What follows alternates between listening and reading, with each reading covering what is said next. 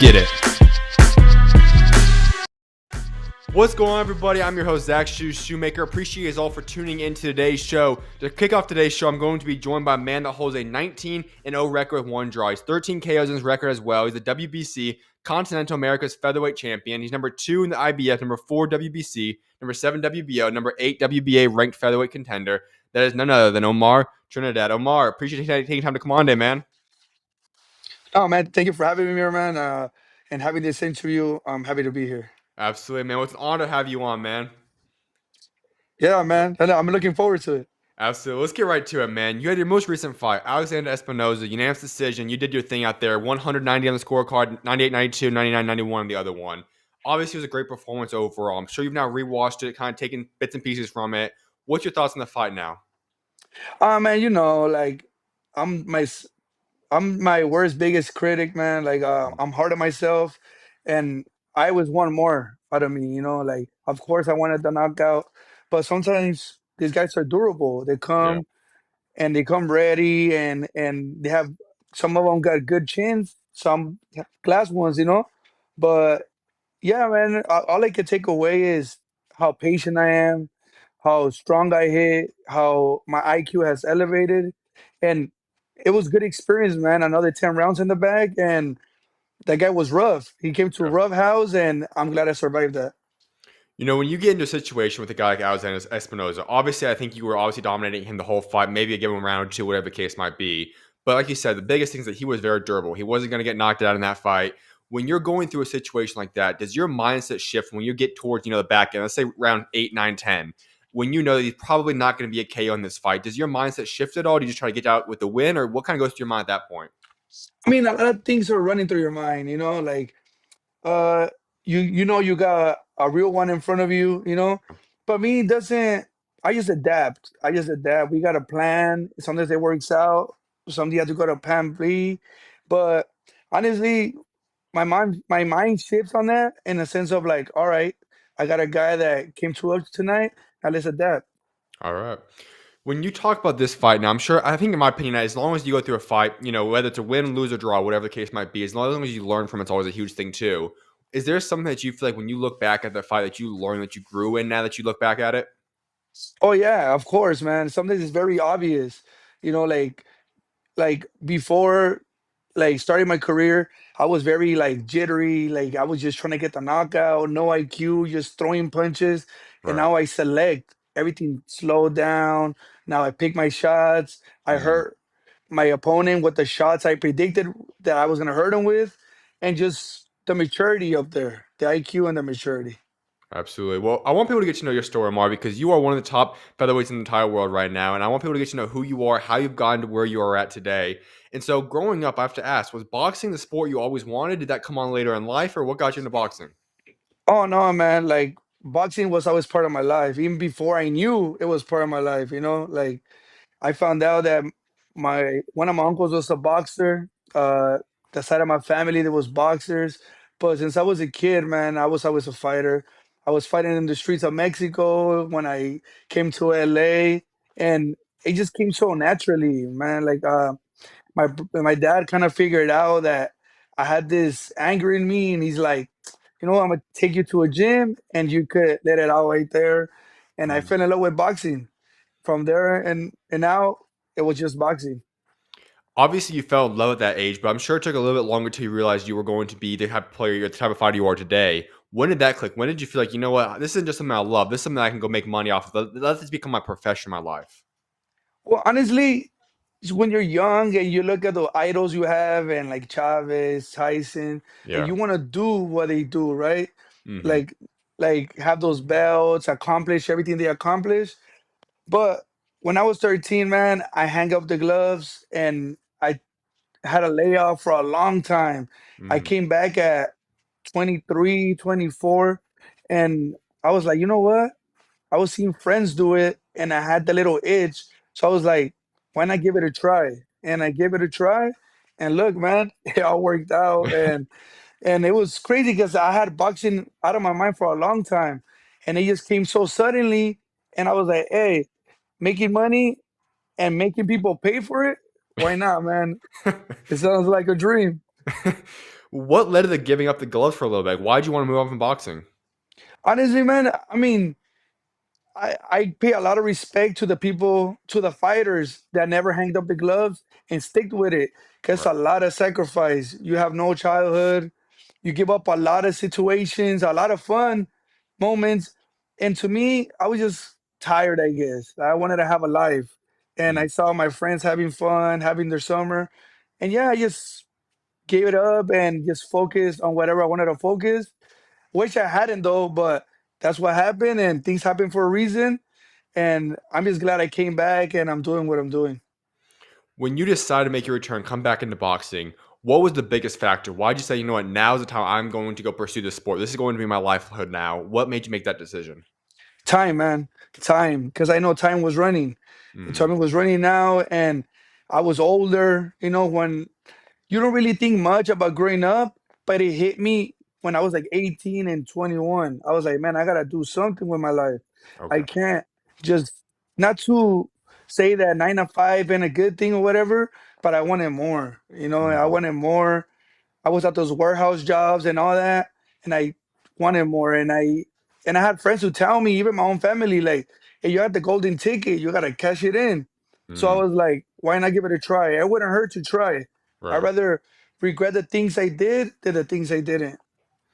You know, it's always a tough predicament with boxing because you know that the floor for boxing obviously is not going to always make a lot of money. It's not a guarantee that things are going to happen. It's rough in the early stages of your careers, but you have to, if you stay fine tuned to it, if you stay locked in on the sport, obviously we know there's a lot more things that come from it in the back end of it. For yourself, in those early years, when you first turn pro and you're starting to go through this process, what kept you bought in saying, you know what, I know there's going to be brighter days. I know I'm going to get to a point where I'm going to be financially stable in the sport. Just believe it, man. Being a Mm, little crazy and a little delusional, you just right. gotta believe it. There's gonna be dark days. Everybody gone through those. Everybody has their sob story. Everybody has their downs, but it's how you get up. It's how you approach it. You can't feel Mm, sorry for yourself. You just gotta believe, man. Just believe it. Even if it's a little bit, just keep believing, man. If you're really working for it, like how my dad has always told me, hard work pays off. There's no hard work that goes unnoticed. mm. So sooner or later, you're gonna get your shot. And look at it now, man. I'm not where I want to be yet, but not where I used to be. And I'm just very thankful, man, to have the things I have now. If I knew that 21-year-old Omar and I came and told you, hey, in 2025, midway through it, you're going to be a top five contender in the world for the featherweight division, possibly getting yourself in line for a world championship shot within the next year or so, what would your reaction have been? I think I would just laugh.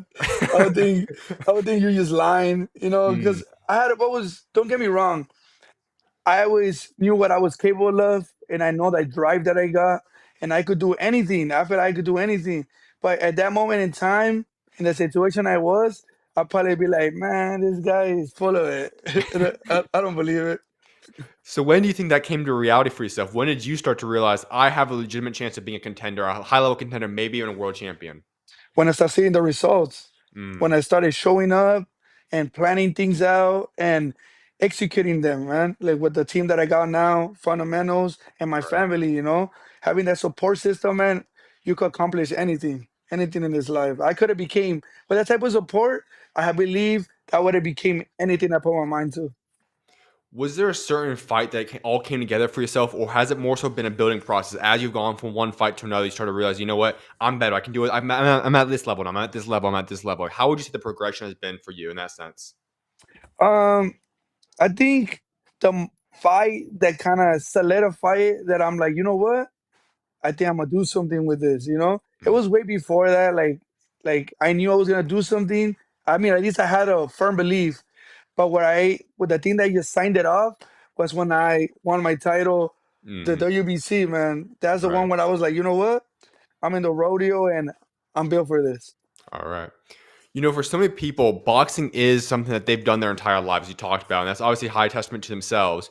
When you talk about having to make up ground in a sense for yourself, was that easy for yourself? I know you obviously came from a younger age, you had some experience, but was it easy to make up for the time, or how did you kind of adjust to that component? I think the toughest process of that was the mental Mm, game, because I right. was like, I'm older now. I started late. There's younger guys with bigger potential and bigger fan base and people believing in them 100%. And I'm a nobody. Mm. I'm a nobody that just came out of left field, and I know I work hard for this, blood, blood, shed, and tears, man. But it almost feels effortless. I feel like I'm on God's timing, man. It's all in God's hand, and maybe that's why it feels effortless because it was just meant to be. How big has your trust in God been throughout this journey? Um, I think I developed a relationship. When I was younger, I didn't really care, pay no mind. But Right. things happen in your life that put you in perspective. They put Mhm. you in perspective. Losing friends, being in down and out moments, and coming out of the trenches. Yeah. Like in this moment, like I came from nothing and now I'm getting something that probably I didn't ask for and it's working out. And Mm. it feels effortless on top of that. So I just feel like I'm blessed and it's all God's plan. You said something key there. And I think that's the case for any believer is that, you're going to go through ups and downs, but so often that point when you give your full surrender to God and you truly put your trust in Him is during a down season of life. And that's kind of crazy how it is. But for yourself, you kind of alluded to that there. Was there a moment you look back and you say, that was when I put my faith and trust in God? Like, that's when it truly kind of settled in and said, okay, there's someone bigger than me. I need to put my trust in Him. Um, there's many moments where I realized it. I Okay. didn't trust it fully, but how I mentioned in certain situation I was put in, I was like, damn, there is a God, right? Right. And how he could give it, he could take it away.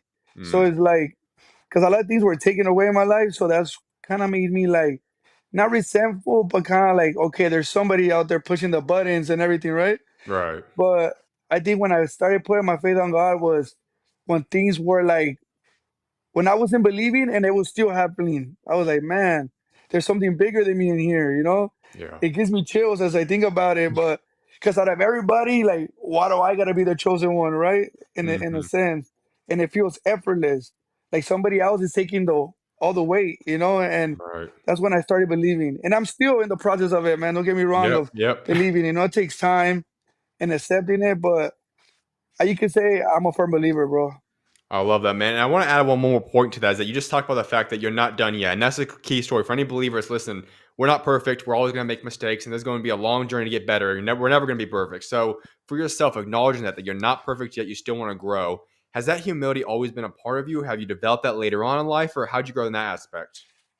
I think I always had it. It's just with age, it matures, right? It Right. matures, you realize.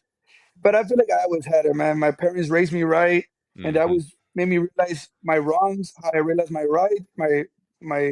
rights, and yeah, man, I think that was always part of me. I love that. Well, I want to go back into something else we're discussing a little bit ago, and that's the wear and tear aspect. We know that for some guys that do boxing from the time they're young up until they're in the pros, a lot of wear and tear happens. It's a brutal sport, obviously, in boxing. For yourself, do you feel like it almost now benefited you? Obviously, you know where you're at today, but not having as much wear and tear on you, has that benefited you now? I believe so. I believe Right. so, man, because I had people that I know that hanged up the gloves right before they were gonna struck gold, and that's because maybe they got bored of their career, Mm, maybe things weren't working out, or their body wasn't functioning anymore. right. And I feel like that works into my favor, that my body didn't take a lot of wear and tear, and it was a more simple way to catch up. Okay. Let's go into your pro career. 2018, you start your career off with the draw. Obviously, not the most ideal start. How did that first fight go for yourself when you look back at it now? Honestly, man, like when I first started boxing, I went in for health issues, right? I Mm, didn't really talk about this a lot, but I was detected with high blood pressure. So the doctor told me just go to the gym, keep yourself busy, and it should regulate at some point. I mm, started, I live in Boyle Heights, so there's a gym that a lot of people should know. It's Holland Big Gym. It's a community gym. I okay. started there because it was free, and then I entered. They kept telling me because I knew people there. They were like, "Hey, you should lace them up and spar." I'm like, "Nah, I just came here to hit the bags." And I went in there with the kid up, bro, and I'm like, "Damn, I got it." I think I struck gold, bro, without realizing it.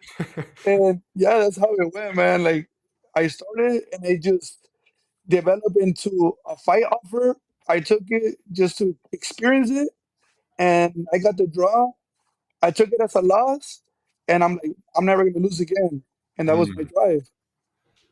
What's crazy about that is that's an actual accurate statement. Obviously, you've never lost in your career. You said you obviously look at that almost as if it is a loss in a certain sense, but you end up going in that situation. How did you learn from that? How did you learn moving forward, saying, you know what, probably not the most ideal start, starting with a draw. How did you learn and bounce back from that? Just be ready, because I Mm. wasn't even ready for that fight, man. Truthfully Okay. talking, I just took it because to me it wasn't a big deal. I wasn't. I was like, I'm not even trying to make a career out of this, or win, lose, or draw. It doesn't matter. Okay. So I went.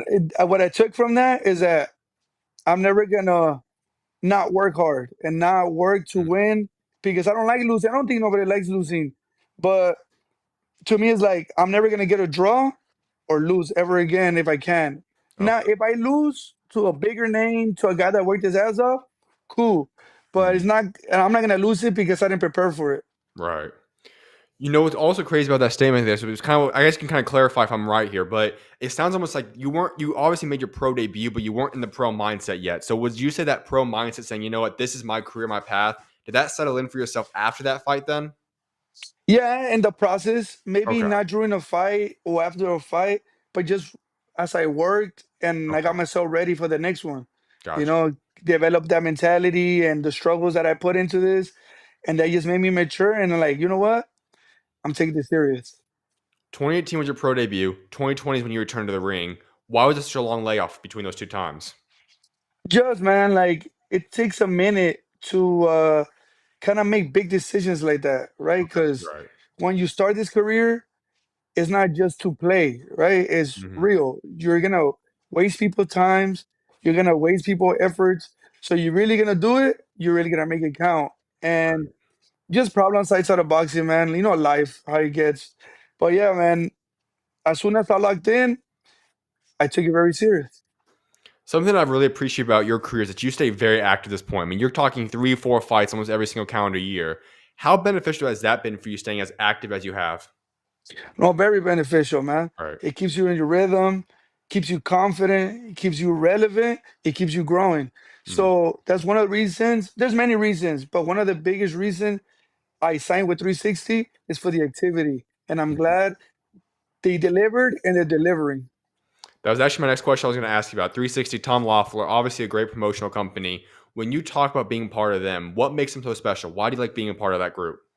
Man, it's like a family. They're Mm. cool people, man. I talk to them on a regular basis. We Okay. we discuss opponents, events. If they discuss it with my manager, we have a very trustful relationship, and they take care of me, man. Shout out Tom Lovner, Mike Styles, and everybody in the company. They're not only my promoters, but my friends too. When you talk about the future, obviously you're having discussions with them and you are in that position now where you are one of the top contenders. Where do they see yourself? What's their plan for you? Is it going to stay active for the next year or so? Or when do they start seeing, having, what's the kind of the plan in terms of getting yourself ready for that world title chance? So what I heard and what I think, it just staying active and just get the experience. Because those guys that are at top, they're guys that never stop. That their IQ so high. I feel like Mhm. it could be anybody of them, but I feel like there's a time and place for that. And Okay. I feel like they just developing me, man. And I believe in them and in my team. How much longer until you feel like you're ready to go out again fight anything? Obviously, I think in your mentality, confidence wise, you're probably ready right now. But when do you feel like you're going to get that shot? And when do you feel like you will be personally 100% ready for a world title shot? How you said it, man. I feel like right now, All right. right now, I'm ready, man. But realistically speaking, right on Mhm. paper and everything, um, I think next year. I can Okay. see it. I would love it to happen by the end of this year, but hey, it doesn't matter, man. It was coming and was promised. It's gonna happen, and I know it's gonna happen sooner or later. But if I want to put my money like where I think it's gonna happen, I think next year, the latest. We look at all the belts. You're obviously ranked number 2 in the IBF right now, number 4 WBC. If you look on paper, those probably will be the two shots that make the most realistic sense for the world title shot. Is there one or the other that you're positioning yourself for that you want to go down that route, or does it not really matter to you? At the end of the day, man, beggars can be choosers, and it doesn't really matter Right. whichever rings my phone first. But I always said this, man. WBC, Okay. WBC to me is very majestic and is very majestic, and all the guys that I look up to had it. So Right. I want to win it, So mentally, I could put myself in their circle too. Mhm. And you know what's interesting about the WBC route? That makes a lot of sense too, because we know Stephen Fulton obviously is going to be vacating most likely. Obviously, I don't think it's officialized yet, but he will be vacating, moving up to 130 then. Obviously, Ray Vargas champion recess. So do you see yourself? Obviously, I'm sure Ray Vargas will probably get a shot first and within the next few months, and then we'll go get an opportunity probably for yourself next year. Is that most likely kind of the game plan you see for yourself fighting for possibly Ray Vargas and whoever he fights that winner?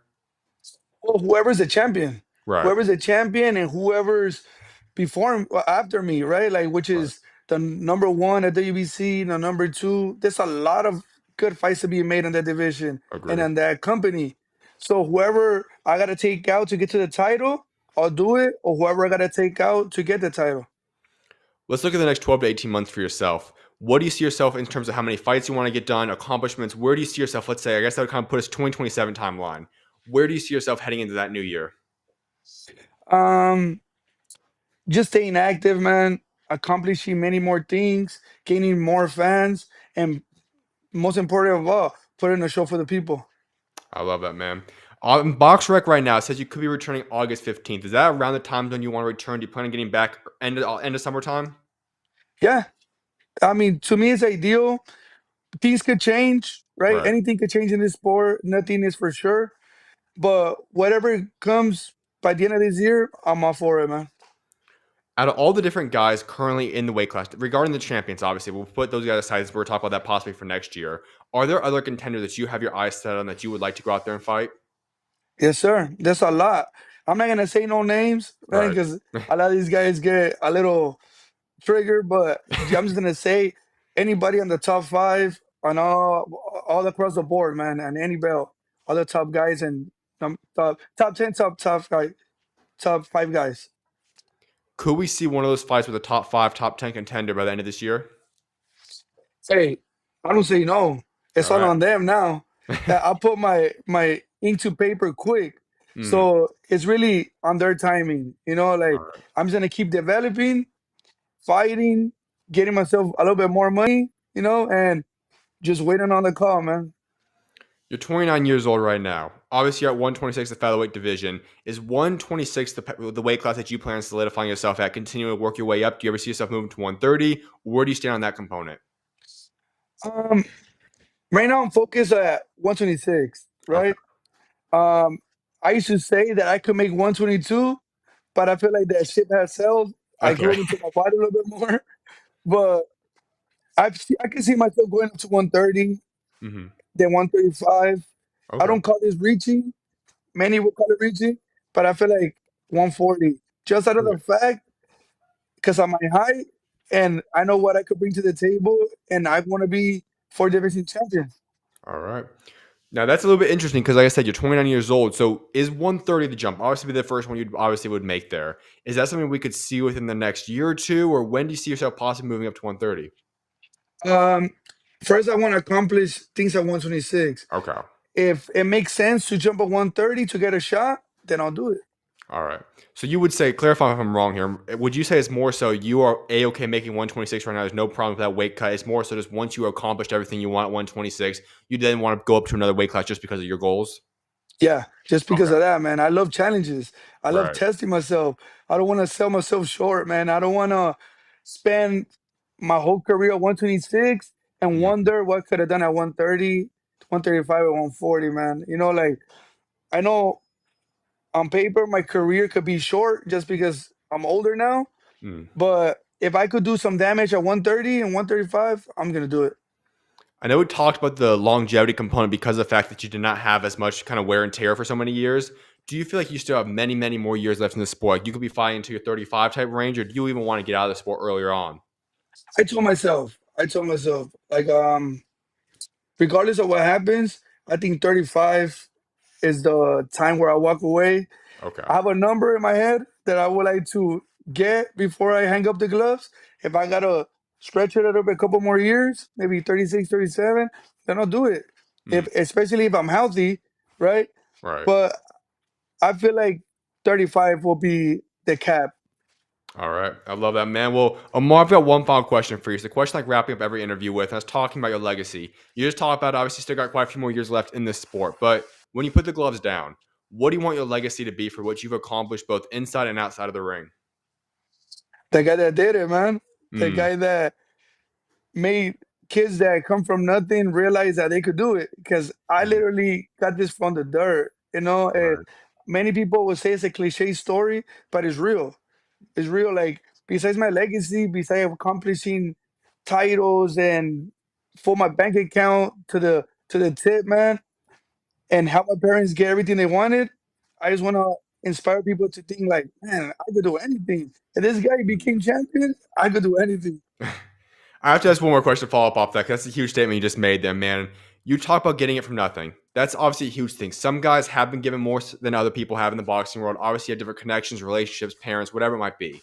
When you talk about being able to become potentially world champion one day and getting it from where you once were, how much sweeter would that make that world championship for you?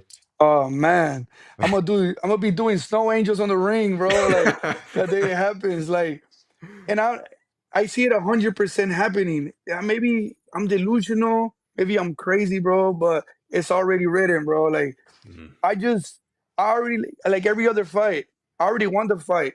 I just need to let the day get here, you know? Like it's already done. I'm already world champion in the future. I just need to get there, man. I need I to stay love that. focused and get there. I love that, Omar. Well, Omar, thank you so much for coming on today, man. It's been a blessing and an honor having you on. I cannot wait to see what God's got in store for you, man.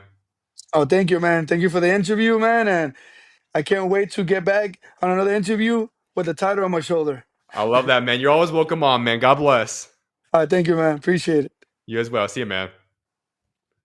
I appreciate you guys all for tuning into that interview. After the show's complete, I'll get that clipped up, edited out, and then post on my YouTube channel so anybody can go check that out later on as well. I'm going to go on a short break, and then we'll get back into the remainder of the show right after the break. I'll see you guys in a couple of minutes. God bless you guys.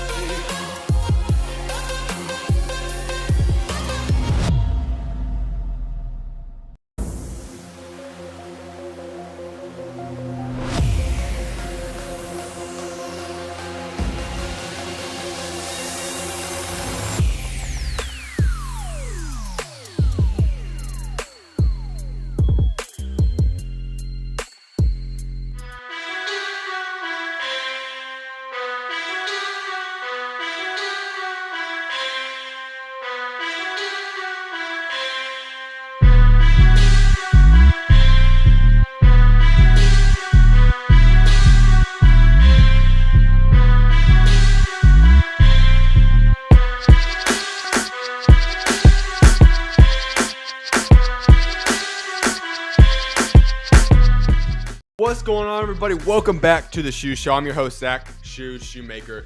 All right, folks. At this portion of the show, it's time to get into a fight preview.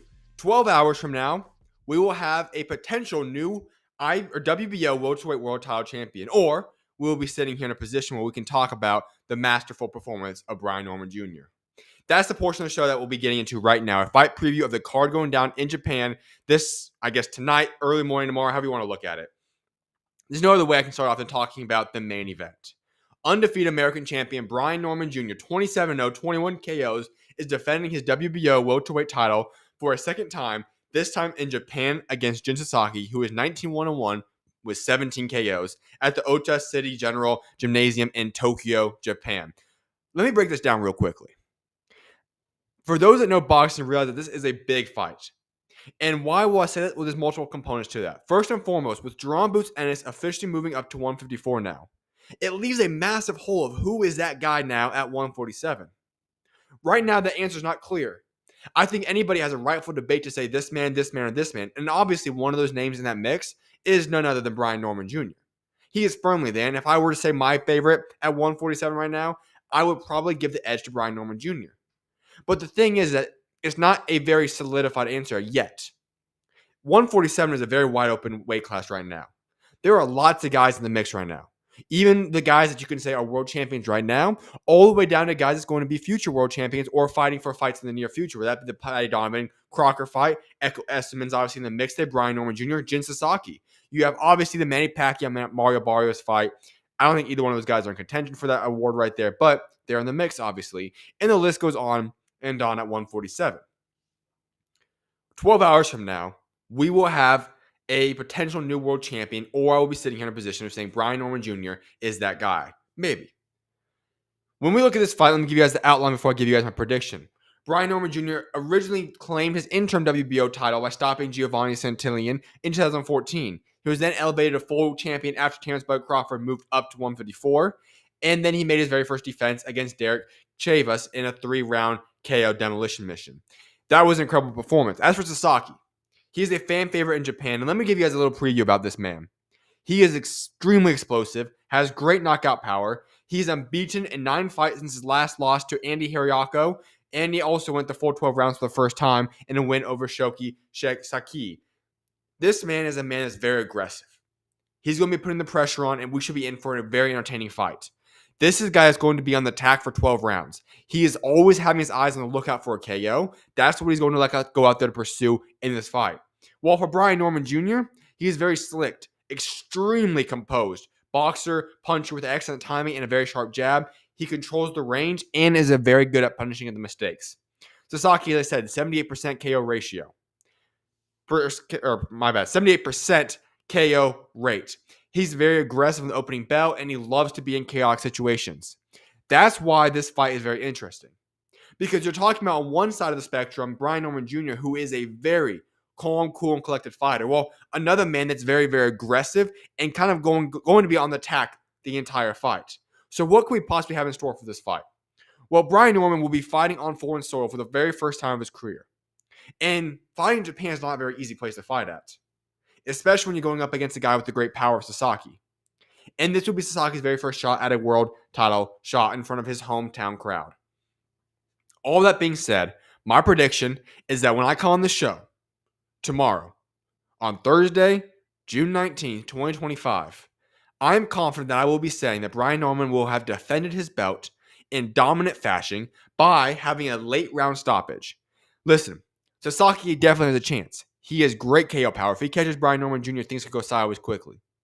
But I believe that when you talk about the composure of Brian Norman Jr., something that is probably, in my opinion, one of the biggest traits of Brian Norman Jr., the way he is always so composed. That composure oftentimes offsets the aggressive nature of an opposing fighter. And I think that composure is going to be put him in a position where even though he's on foreign soil, even though he's in Sasaki's hometown, that's going to allow him to not be distracted or distraught by those situations. And I believe that Brian Norman Jr. will make a statement tonight, whether that be by a late round stoppage or a late round decision. I feel like this is going to be a position where his class, his composure, and his precision should be able to break down Sasaki's pressure throughout the duration of the fight. Now, I don't see this being a fight where it's going to be an absolute, a clean sweep of rounds for Brian Norman Jr. I feel like Sasaki's going to get some rounds, especially feel like Sasaki will get some of the earlier rounds. I feel like when we're talking about early on to that fight, he could easily steal some rounds in the early rounds. But as that fight gets to the mid rounds and get into the late rounds, I feel like Brian Norman Jr. will be on the attack, will be able to take over that fight, and will dominate the remainder of that fight going forward. So yes, I believe that when I come back on this show on Thursday, that I will be able to profoundly claim that Brian Norman Jr. solidified himself as that guy at 147 for the time being, or at least one of the top guys, and will have defended his WBO belt. The co-main event going down, Christian Arnetta versus Shimrakshi, vacant IBF junior flyweight title. The Filipino southpaw is 25-2 with 20 KOs as he goes against Thailand's man who is 38-1 in his career, 34 KOs. This is for the vacant IBF junior flyweight crown in a very high-stakes co-main event. Arnetta, those of you that do not know him, goes by the nickname The Bomb. He is riding a 6-fight win streak and is known for his very explosive left hand. He's ranked number 1 by the IBF, and he's one of the most dangerous punchers in the division. While the man from Thailand, he is ranked number 2 by the IBF. He's won 14 straight fights after his lone loss in Japan back in 2022. He has 34 KOs in 39 fights. He has very serious firepower and momentum in this title shot. This is going to be a very interesting fight. I think this is going to be a classic puncher versus puncher matchup. Two guys that have great power. We could easily see this come to a conclusion of a knockout finish in this fight. Both guys also have KO percentages of above 80% in this fight. And this is going to be great because Arnetta, he's going to be seeking the newest Philippines world champion. And for Simri, he's going to be looking to bring the belt back to Thailand. What I think was going to happen here is that Arnetta will win by decision. His timing and cleaner punching should edge out Simri in a competitive high-action fight. I think this will be a very entertaining fight to watch. This could very well go the distance. I also could see it going and ending in a knockout. Both guys, as I said, over 80% knockout percentage ratios. Both guys are very talented, explosive fighters. I think this is a perfect co-main event to set up what will happen between Brian Norman Jr. and Jin Sasaki ending the night. So that's the fight preview that I've got for you guys for tonight, tomorrow night. How you guys look at it card. I'll be staying up all night for the fight card. So depending how you look at it, that's what's going to go down tonight in the early hours. Let's go into some boxing news now. Ruslan Hitchens says this. He obviously wants to stay with Matchroom. Ruslan Hitchens on the Eddie Hearn free agency situation. I don't really want to get into that with me and Eddie. Eddie gave me the opportunity when I needed it. He gave me the structure when I needed it most. Being in talks now with the Devin Haney's, the Teofimo Lopez's, and starting to now become a boxing star. Obviously, I want to continue the relationship with Eddie. I love Eddie. I respected him as a man. He's always been a gentleman to me. I said this when I talked about this on Monday. The way he announced it publicly after the fight with Kambosos did not make much sense to me. I don't feel that was called for unless there were back things happening between him and Eddie Hearn that were on awkward terms. If that were to be the case, then okay, him going out there and proclaiming that makes sense. But if there was nothing to be discussed behind closed doors with Eddie Hearn and Hitchens and all was good on that end, I don't know why I went out there and said that on Saturday. And when I said on Monday's show is that, listen, Hitchens should stay with Eddie Hearn. It makes perfect sense. They're a great partner together. I don't see a reason they would break the partnership up. He should stay with Matchroom, stay with Eddie Hearn. I think it's the right place for him right now, and they should keep that deal locked in. There's no reason to move off of that deal. Dana White has said that Netflix streamed September 13th, Canelo Alvarez, Terrence Bud Crawford, undisputed super middleweight title fight will take place at the 65,000-seat arena, Allegiant Stadium in Las Vegas, the home of the Raiders. Massive news here. But you know what's funny about this? When we first announced this fight, I want to say, wasn't it back in February? Pretty much everything that we've now been officialized is what was being rumored back then. And then we went through all this turmoil, all these changes, and we're right back where we started off at, with the only change being from it being going from Friday to a Saturday show. I think it makes a lot of sense. Perfect situation. I'm not shocked this is what happens. This is what needed to happen. Great situation, great venue. I love what happens there. Gary Russell Jr. could make his long-awaited return on July 19th, and the leading candidate is Giovanni Gonzalez at 130 pounds. Gary Russell Jr. has been an incredible fighter, been on a very long layoff. Glad to see him back in the ring. David Benavidez, Callum Smith are inching closer to getting a deal done for an October fight in Las Vegas or Dallas. Or, if the price is right, the UK could be the destination point. This is what Samson Lewakowski told reports. I love this situation. I've been very vocal about it. David Benavidez fighting a man in the UK is big for him. And here's why. David Benavidez will either be Anthony Yard or it counts being Callum Smith. I think Benavidez will get that win. But the biggest thing for David Benavidez is that he is a recognized brand for boxing fans. We know who David Benavidez is. But for one reason or another, his fighting style has not translated to the casual fans. He is not a massive brand yet. Nothing against him yet, but he's not had the opportunity to become a massive brand. So if I were David Benavidez, why not explore the opportunity of fighting somebody in the UK and growing your brand internationally? The UK fan base, in my opinion, is one of, if not the best fan base in all of the world for boxing. It's right up there with Japan, the UK. When you talk about the priority that boxing takes place in those countries, it is huge.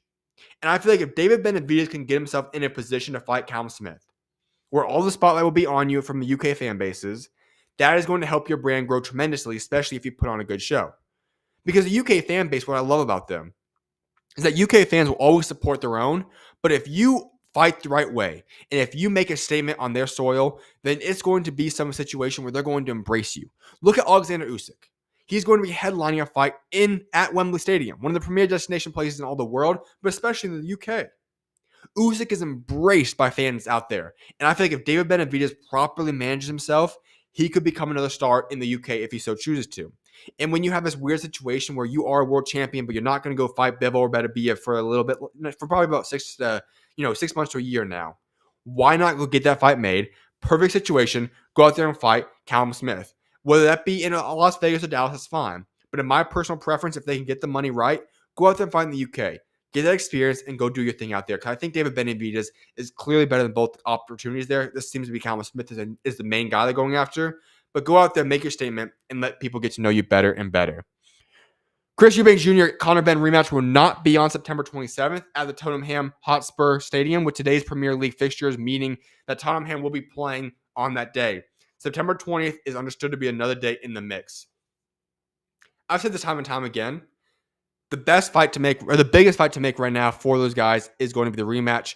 Glad to see it happening. September 20th, book it. Great date. Get that fight on with. And then from that point going forward, unless Conor Benn pulls off the miraculous upset in that fight, both guys should go their own separate ways. And at that point in time, they'll be able to go move on with their careers and go build up the legacy. For Chris Eubanks Jr., I would go out there and pursue the Canelo Alvarez fight. If you're Conor Benn, I'm going to 154, and I'm working my way up in what is already the best division in boxing. If he can make the 147 jump, go make that jump. But for the time being, make yourself stuck at 154, build yourself up at that place. Also, Chris Eubanks Jr. has been ordered to appear before the British Boxing Board of Control to explain why he used the sauna to cut weight for the Conor Benn fight. Saunas are banned by the BBB of C for weight cutting. I've always made this statement. The whole sauna situation with BBBFC does not make a lot of sense to me. I get the dangers of it, but guess what? Weight cutting is dangerous. We all know that. So either you need to go out there and implement a rule where weight cutting to this extent is no longer tolerated, or let the guys do the sauna stuff. I don't know why we're wasting time with Conor Benn or with Chris Eubanks Jr. going in there to have to testify as to why he used it. Obviously, we know why he used it, because it was hot, and because it was hot in his way to cut weight, and he needed to cut the weight. There really isn't that much of an explanation. Of course, he had to utilize it, and I don't get why there's a problem with it. If I were them, I'd say, you know what? It is what it is. If we're going to allow guys to make these massive weight cuts, then we're going to allow them to make those weight cuts, and we're going to move on with business. There is no reason in any way, shape, or form that we are not having weight cuts being allowed to be utilized with the sauna process. So for me, I have no problem with Chris Eubanks Jr. doing that. He came as close to making weight as possible, and he pushed himself to his limits. He utilized the sauna, so be it. Move on. ESPN are in early talks to potentially have PBC on the network. This is interesting because two parts. I will read the two headlines. The other portion of this headline is this. Top Rank is not expected to put on any shows in the month of August. The timetable for the return is unknown. The last Top Rank on ESPN show is July 26th. All right.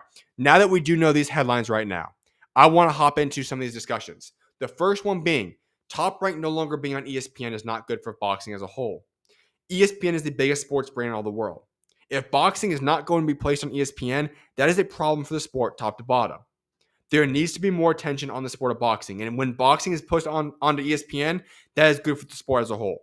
And so if Top Rank is obviously off the books, then PBC potentially moving from Amazon over to ESPN makes perfect sense. The Amazon thing has already been a little bit odd. We've had lots of rumors that's not working out right, and they could be moving on. If that is an opportunity to go over to ESPN, it needs to happen. ESPN is foundationally important for the growth of boxing.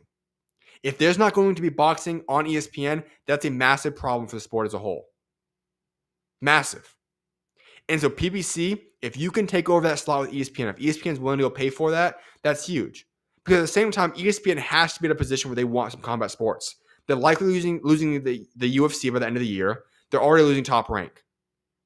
If you have no combat sports for the most part on ESPN, that's a problem from their standpoint as well. So I have to imagine that their doors are open, that they are interested in adding a combat sport back into the mix there for the programming. So if PBC can go fill that void, that would be huge for the sport of boxing. As for the Top Rank, they said, like I said, not expected to put on any shows in the month of August. The timetable for the return is unknown. The last Top Rank ESPN show is July 26th. That information is very interesting to me. For Top Rank, we know the grand finale for ESPN deal will be July 26th. It's been talked about for a long time now. What happens after that? No shows for all the month of August. That's not a crazy story, but you have to feel like there has to be a plan in place. If you're Bob Arum and Top Rank, there's no way you're not going to have more cards going on in the near future. There's too many fights to make, too much stuff to go down to not have any fights cards on in the month of August. I think they have to have something in the works. Whether that be a Netflix deal, that be a deal with the Zone, that be with whatever it is. Go make those fights happen. You need to get a deal done. I would not be shocked to see it be DAZN, possibly Netflix, but they should go get a deal done in the near future because I don't see Bob Arum sitting around for too long. And it would shock me too. I'm a little surprised that they do not have a plan yet. I know there's been rumors within 2 weeks we'll have a new deal. Hopefully that gets announced in the near future, but we'll see what ends up unfolding there. With that being said, though, I appreciate you guys all for tuning in today's show. I've seen no comments in the comment section, but if you guys ever want to leave comments in the chats, make sure to go put some stuff in the chats. I'll address that on the show. We can go back and forth in the chats and all as I go through the show. So make sure to leave that stuff in the chats, and I'll be discussing that as I go throughout the duration of the show. I'll be coming on tomorrow at 7 p.m. Mountain Standard Time. I have a guest lined up for that show, as well as a boxing recap from the Jin Sasaki Brian Norman fight and getting into some boxing topics. So I'll see you guys tomorrow. May God bless you guys all. Having a phenomenal rest of you guys Wednesday. I'll see you guys tomorrow. Enjoy the fights tonight. God bless you guys, and SchuZ is out.